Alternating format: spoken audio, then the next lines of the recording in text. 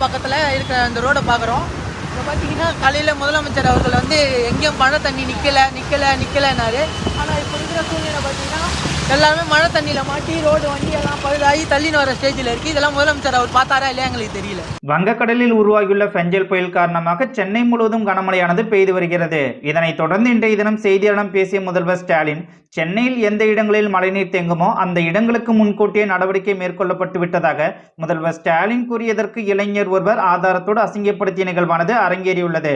குறிப்பாக மழைநீர் சாலைகளில் தேங்கியுள்ளதால் மக்கள் வீட்டை விட்டு கூட வெளியே வர முடியாத நிலை ஏற்பட்டுள்ளது என்பது முதல்வர் ஸ்டாலின் கண்ணுக்கு தெரியுமா தெரியாதென முதல்வர் ஸ்டாலினை கடுமையாக விமர்சித்துள்ளார். மேலும் தற்போது பெய்து வரும் கனமழை காரணமாக ஏடிஎம்மில் பணம் எடுக்க சென்ற வடமாநில இளைஞர் மின்சாரம் தாக்கி உயிரிழந்த வீடியோவை பதிவிட்டு, இதுதான் நீங்கள் சொன்ன விடியலாட்சி என எதிர்த்தரப்புகள் கேள்வி எழுப்பியதும் குறிப்பிடத்தக்கது.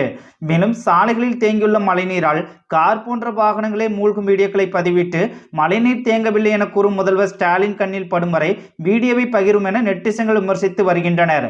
மேலும் இப்போதே மீட்பு பணிகளை தீவிரப்படுத்தினால்தான் சென்னையில் உள்ள பெரும்பாலான மக்களை பாதுகாப்பான இடத்திற்கு கொண்டு செல்ல முடியும். முதல்வர் ஸ்டாலின் மக்களை பற்றி சிந்திக்காமல் வாய்க்கு வந்ததை பேசி நேரத்தை வீணடித்து வருவதாக அரசியலாளர்கள் குற்றம் சாட்டி வருவதும் கவனிக்கத்தக்கது.